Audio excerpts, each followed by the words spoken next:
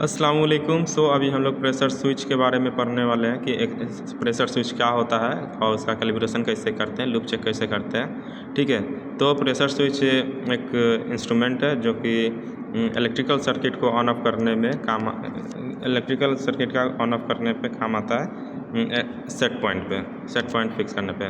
तो there are two types of pressure switch, एक pressure switch high और एक प्रेशर स्विच लो होता है। प्रेशर स्विच हाई जो है वो कॉमन और एनसी कांटेक्ट में रहता है, और प्रेशर स्विच लो जो है कॉमन और एनओ कांटेक्ट में रहता है, और आईएसएस के अकॉर्डिंग चेंज भी हो सकता है। आगे देखते हैं स्विच एज पर पोल।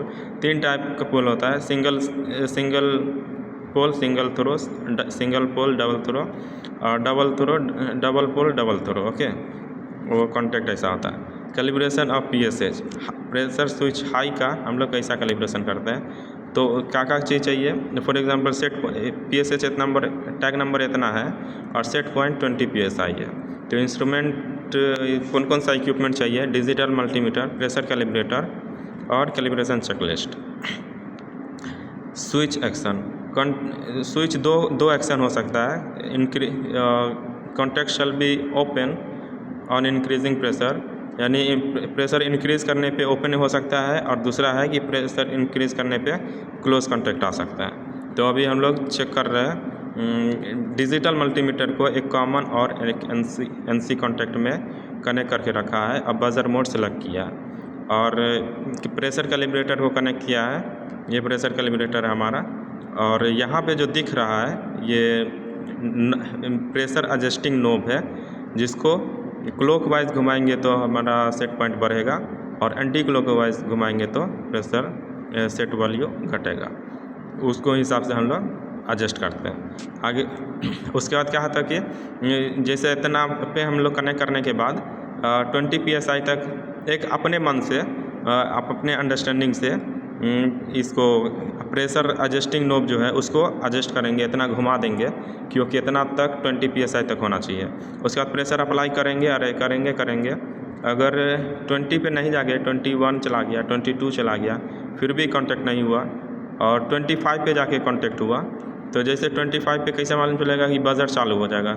जैसा 25 पे अगर हमारा सेट हो गया है पीएसएच, तो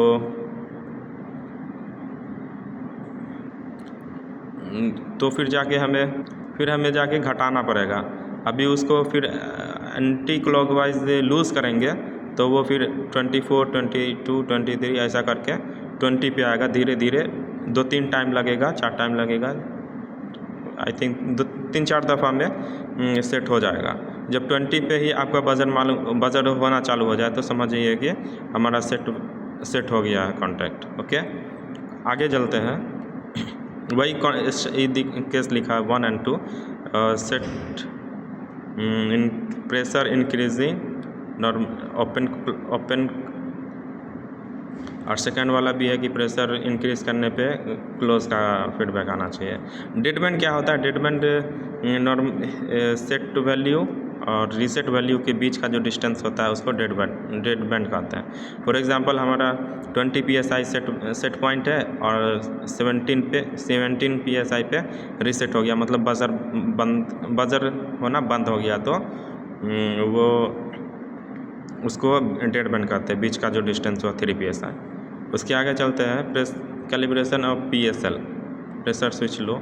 सेम वैसा ही है, ये उतना हो गया।